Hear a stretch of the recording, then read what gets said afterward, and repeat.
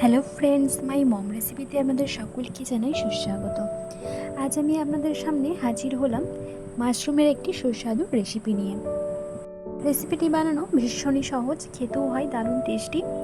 তাহলে চলুন দেখে নেওয়া যাক কীভাবে খুব সহজেই বানিয়ে নেওয়া যায় এই মাশরুমের রেসিপিটি। আর আমার প্রতিটি রেসিপির আপডেট পাওয়ার জন্য আমার চ্যানেলটিকে সাবস্ক্রাইব করে আমার পাশে থাকবেন।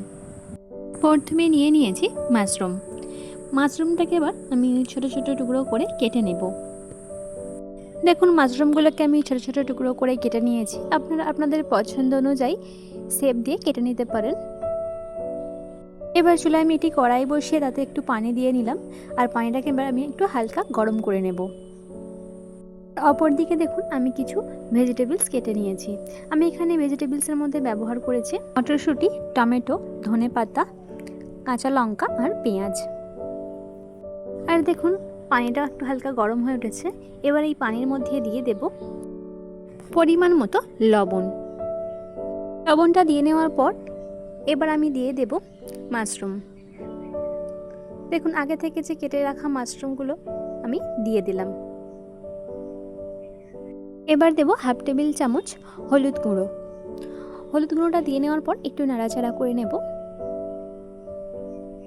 এবার আমি মাশরুমটাকে 3-4 মিনিট মতো ভালো করে ফুটিয়ে সিদ্ধ করে নেব। 4 মিনিট পর ফেরত এলাম। এবার আমি মাশরুমগুলোকে একটি পাত্রের মধ্যে তুলে নেব আর খুব ভালো করে পানিটাকে ঝরিয়ে নেব। এরপর আমি মটরশুঁটিটাকেও একটু সিদ্ধ করে নেব। মটরশুঁটিটাও ভালোভাবে সিদ্ধ হয়ে গিয়েছে, এবার একটি পাত্রের মধ্যে তুলে নেব। এবার কড়াইয়ের মধ্যে দিয়ে দেব পরিমাণ মতো সরিষার তেল। তেলটাকে খুব ভালো করে গরম করে নেব। তেলটাকে ভালো করে গরম করে নেওয়ার পর আগে থেকে সিদ্ধ করে নেওয়া মাশরুমটাকে আমি তেলের মধ্যে দিয়ে দিলাম। এবার আমি হালকা করে মাশরুমটাকে কিছুক্ষণ ভেজে নেব। দেখুন, মাশরুমটাকে আমি হালকা করে কিছুক্ষণ ভেজে নিয়েছি। এবার এই ভেজে নেওয়া মাশরুমটাকে আমি একটি পাত্রের মধ্যে তুলে নেব। এবার ওই কড়াইয়ের মধ্যে দিয়ে দেব পরিমাণ মতো সরিষার তেল। তেলটাকে ভালো করে গরম করে নেব। আর এই তেলের মধ্যে দিয়ে দেব কিছু গোটা গরম মশলা। আমি এখানে গোটা গরম মশলার মধ্যে ব্যবহার করলাম ডালচিনি, লবঙ্গ, তেজপাতা, শুকনো লঙ্কা, একটা গোটা শুকনো লঙ্কা ব্যবহার করেছি, আর দেব পেঁয়াজ কুচি। আমি এখানে দুটো মিডিয়াম সাইজের পেঁয়াজ ব্যবহার করেছি। দেখুন, সমস্ত পেঁয়াজ কুচিগুলো দিয়ে দিলাম। পেঁয়াজ কুচিগুলো দিয়ে নেওয়ার পর এবার আমি কিছুক্ষণ ভালো করে নাড়াচাড়া করে ভেজে নেব। দেখুন, পেঁয়াজগুলোকে আমি একটু হালকা লাল লাল করে ভেজে নিয়েছি। পেঁয়াজগুলো ভেজে নেওয়ার পর এবার দিয়ে দেব টমেটো। আমি এখানে একটা বড় সাইজের টমেটো ব্যবহার করেছি। দেখুন, সমস্ত টমেটো কুচিগুলো আমি দিয়ে দিলাম। টমেটোগুলো দিয়ে নেওয়ার পর আবারও কিছুক্ষণ ভেজে নেব।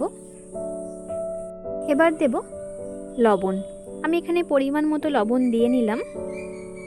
টমেটো দেওয়ার পর যদি লবণ দিয়ে টমেটোটাকে ভাজেন তাহলে কিন্তু টমেটোটা খুব তাড়াতাড়ি সফট হয়ে আসে। এবার দেব 1 টেবিল চামচ আদা রসুন বাটা।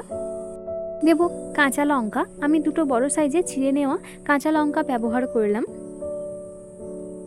দিয়ে এবার নাড়াচাড়া করে কিছুক্ষণ ভেজে নেব। এভাবে কিছুক্ষণ ভেজে নেওয়ার পর এবার দিয়ে দেব সামান্য পরিমাণে একটু পানি। পানিটা দিয়ে নেওয়ার পর এবার দিয়ে দেব আগে থেকে সিদ্ধ করে রাখা মটরশুঁটি। মটরশুঁটিটা দিয়ে নেওয়ার পর একটু নাড়াচাড়া করে নিলাম। এবার দিয়ে দেব একে একে গুঁড়ো মশলা।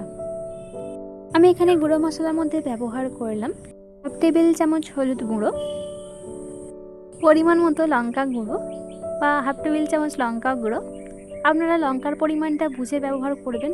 যেহেতু আমি এখানে কাঁচা লঙ্কাও ব্যবহার করেছি তাই লঙ্কার পরিমাণটা একটু কমই ব্যবহার করলাম। এরপর দিয়ে দিলাম 1 টেবিল চামচ ধনে গুঁড়ো আর 1 টেবিল চামচ জিরে গুঁড়ো, আর দেব 1 টেবিল চামচ কাশ্মীরি লঙ্কা গুঁড়ো। দেব সামান্য পরিমাণে একটু পানি। পানিটা দিয়ে নেওয়ার পর এবার খুব ভালো করে কষিয়ে নেব। যতক্ষণ না গুঁড়ো মশলার কাঁচা গন্ধটা যায় ততক্ষণ খুব ভালো করে কষিয়ে নিতে হবে। বেশ কিছুক্ষণ পর ফেরত এলাম। দেখুন, খুব ভালো করে কষিয়ে নিয়েছি। এবার দিয়ে দেব ধনেপাতা কুচি। আমি এখানে পরিমাণ মতো ধনেপাতা কুচি ব্যবহার করলাম। ধনেপাতা কুচিটা দিয়ে নেওয়ার পর আবারও খুব ভালো করে কষিয়ে নেব। দেখুন খুব ভালো করে কষিয়ে নিয়েছি। কাঁচা মশলা বা গুঁড়ো মশলার গন্ধটাও কিন্তু একদম চলে গিয়েছে। এবার দেব আগে থেকে ভেজে রাখা মাশরুম। দেখুন সমস্ত ভেজে নেওয়া মাশরুমগুলোকে আমি দিয়ে দিলাম। এবার কিছুক্ষণ ভালো করে কষিয়ে নেব। আমি যেহেতু মশলাটাকে খুব ভালো করে কষিয়ে নিয়েছি, তাই 2-3 মিনিট মতো ভালো করে কষিয়ে নিলেই হবে। দেখুন ভালো করে কষানো পুরো কমপ্লিট হয়ে গিয়েছে। এবার দিয়ে দেব টক দই। আমি এখানে 1 টেবিল চামচ মতো টক দইকে খুব ভালো করে ফেটিয়ে নিয়েছি। আমি এখানে 1 টেবিল চামচ মতো ভালো করে ফেটিয়ে নেওয়া টক দই ব্যবহার করলাম।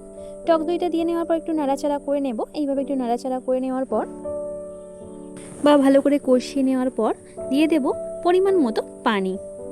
দেখুন আমি এখানে পরিমাণ মতো পানি দিয়ে নিলাম। পানিটা দিয়ে নেওয়ার পর এবার আমি একটু হালকা হাতে নাড়াচাড়া করে নেব। নাড়াচাড়া করে নেওয়ার পর ঢাকা দিয়ে আমি 5 মিনিট মতো রান্না করে নেব মিডিয়াম টু লো ফ্লেমে।